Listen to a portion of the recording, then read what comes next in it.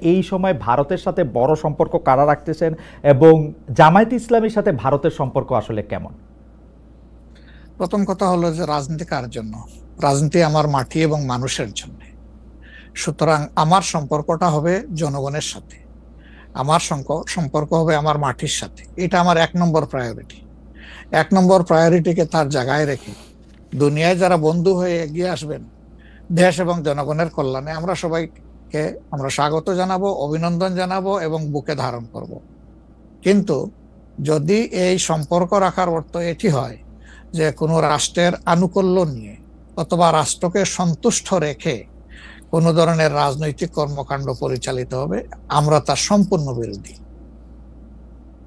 ওকে, এই ক্ষেত্রে কেউ কেউ বলতেছেন যে বিএনপির সাথে ভারতের একটি সম্পর্ক দেখা যাচ্ছে, আবার কেউ কেউ উল্টোটা বলতেছেন ডক্টর মোহাম্মদ ইউনূস ভারতের সাথে সম্পাদিত শেখ হাসিনা সরকারের কোনো চুক্তি আলোর সম্মুখে আনছেন না এবং তার কোনোটিই বাতিল করছেন না, কারণ ডক্টর মোহাম্মদ ইউনূস সরকারেরও ভারতের সাথে একটি নিবিড় এবং প্রবল সম্পর্ক রয়েছে। আপনি এই দুটি কিভাবে বিবেচনা করেন যে বিএনপির সাথে কি আসলে ভারতের একটি প্যাক্ট আছে? ডক্টর মোহাম্মদ ইউনূস কি ভারতের কাছে মুখে যাই বলুন খুবই নতজানু সরকার? মানে হোয়াট ইজ আপনার বিশ্লেষণ একটু শুনতে চাই।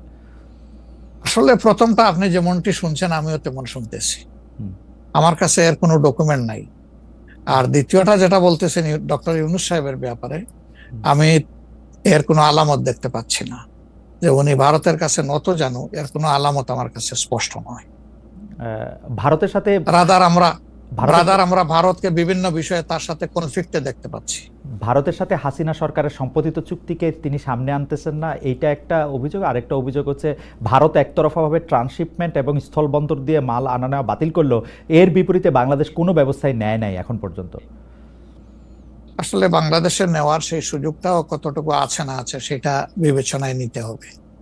2 নম্বর হচ্ছে যে ইউনূস সরকার এখন দায়িত্বে আছেন, আমি ক্ষমতায় বলবো না, এই দেশের জনগণই তাকে দায়িত্ব দিয়েছে, উনি দায়িত্বে আছেন।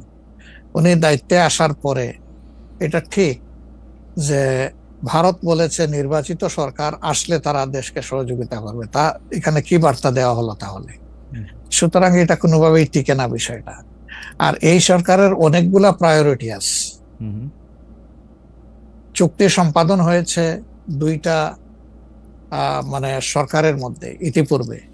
সেই সরকার নির্বাচনে তার আইনগত এবং নৈতিক বৈধতা কতটুকু ছিল সে নিয়ে হয়তো প্রশ্ন থাকতে পারে, কিন্তু 2টা সরকারের মধ্যে চুক্তি সম্পাদিত হয়েছে এবং পলিটিক্যাল গভর্নমেন্ট দুইটাই, ইন্ডিয়া পলিটিক্যাল গভর্নমেন্ট, বাংলাদেশেও পলিটিক্যাল গভর্নমেন্ট। এই ধরনের কিছু ম্যাটার আছে যেগুলো আসলে পলিটিক্যাল গভর্নমেন্টকেই রিজলভ করতে হবে।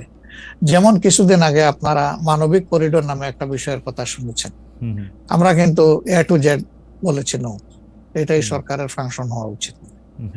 এরপরে পোর্ট হ্যান্ডলিং এর ব্যাপারেও কথা এসেছে, সেখানে আমরা বলেছি যে এইটাও এত বড় বিষয়ে সরকারের হাত দেওয়া উচিত হবে না, এই ব্যাপারে আমাদের অবস্থান স্পষ্ট।